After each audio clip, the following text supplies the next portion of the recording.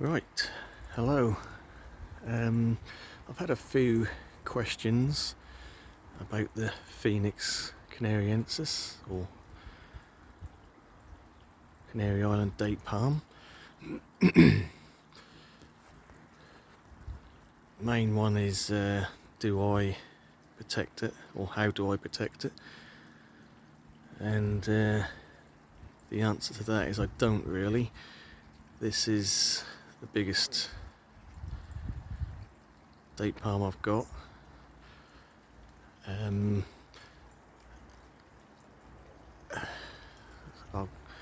I have done a video on this, one of my first videos I'd done. I think it was titled Phoenix canariensis hardy to the UK question mark. So I gave my thoughts on that, on hardiness ratings. That is marginally hardy. It depends where you are in the UK. I'm lucky enough to be pretty close to the east coast. There are a few decent sized specimens about. This is round, it's been in the ground for 7 years, but I imagine that the plant itself is probably around 10 years old. To give you an idea of size, that is a 6-foot fence, and that is obviously towering over that. If I stand close to it and put my arm up full stretch, I'm nowhere near, so I'm guessing this, I don't know, 8.5, 9 foot. So I did used to protect this when it was smaller. I'm thinking up to about 4 years ago I used to wrap fleece around the trunk, and that's pretty much all I'd done, to be fair. In the first year, it started getting a bit of size behind it, and my theory was, it's handled a few winters now, that can slowly, as it gets bigger, that gets a little bit hardier. And also due to the fact that when you buy them, they're normally imported from Spain or somewhere ideal growing conditions, and they've probably never seen a harsh winter before. So that the idea is most people fail with these plants due to the fact that you see a hardiness rating of -4, -5, and you think, yeah, that'll handle that. But obviously if it's never seen that sort of temperatures before, especially UK winters are quite prolonged, quite long, you're not necessarily going to have much success. So if you can get it through the first 2 or 3 winters and get a little bit of growth on it, they can be pretty hardy. So like I say, this is probably in the first 3 or 4 years in the ground. I wrapped fleece around the trunk. Let's see if we can get to the trunk. It's probably just over a foot wide now. Excuse the cannas, the flowers have gone over, but I leave the heads on them ones because they do produce a lot of seeds. Yeah, so literally just got some horticultural fleece, wrapped around about 3 or 4 times, give it a nice lay around the trunk. The leaves, obviously you don't want to lose the leaves, but they're, the growing point is the essential part. If you can tie the leaves maybe together loosely, and you probably could wrap it with fleece. I don't know how long, long term you'd want to do that for. Maybe unwrap it in milder days. I mean, we don't always get cold weather in winter, you do have some mild spells. You may only get, especially here, we normally only get a couple of week periods where it's really sort of get some harsh frosts, and then it's normally pretty mild other than that. But yeah, so if you can get it through the first 2, 3 winters from buying it, I think you're pretty safe. again, depending where you are in the UK or your climate during the winter. Yeah, so after the 4th year I decided not to protect, and unfortunately that's a year we had the beast from the east, so that is what, 3 years ago now, and that's literally half the size of this, and we had a really cold snap, but it's 2 weeks solid where it's snow and ice for, like I say, a good solid 2 weeks, maybe even longer, and I did get spear pull on it.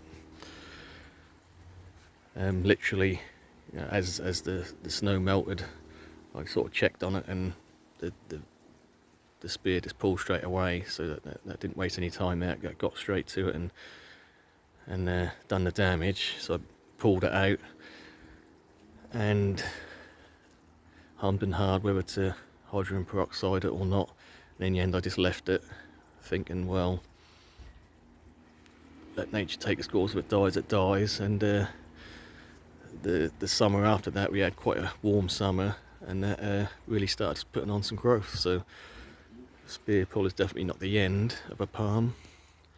Depends how severe it is. If it's only just a centre spear, I mean, you can normally tell if there's several spears coming up and they all pull out. You know, I always leave it a good into midsummer at least to see if there's any growth. But yeah, luckily this one pulled through, and ever since then it's really put on some size. Just a quick look in the centre, if you can get to it. There's quite a few leaves here. There's got a branch now opening up. We've got a spear which is literally just opening up, and then there's another spear there. So I mean, there's plenty of growth coming on it still. Yeah, don't underestimate how big these things can get. I think you can expect, or maximum size, I mean height and width, up to 5 meters. So I know they do get taller than that in other countries, but in this country a good, you know, full grown specimen, you're looking maybe 5 meters, and like I say, pretty much the same spread. So they get big. So that's the story behind that one, and like I say, I don't protect it now. I believe that should be that size, and it's been through enough winters to be hardy enough to see the worst of the winters we can expect, and especially after the last winter where we had nothing but frosts for months solid, and it's pulled through no problem. So it's a matter of acclimatising it to the environment you've got, rather than just looking at the hardiness rating, because as palms are like people, you know, a small child would succumb to you know, harsh weather a lot sooner than an adult would. So it's all about size. Size does matter. The bigger something is, the hardier it's going to be. So that's the idea behind that. So yeah, that doesn't get protected at all. I have got some smaller specimens, so let's have a quick look at them.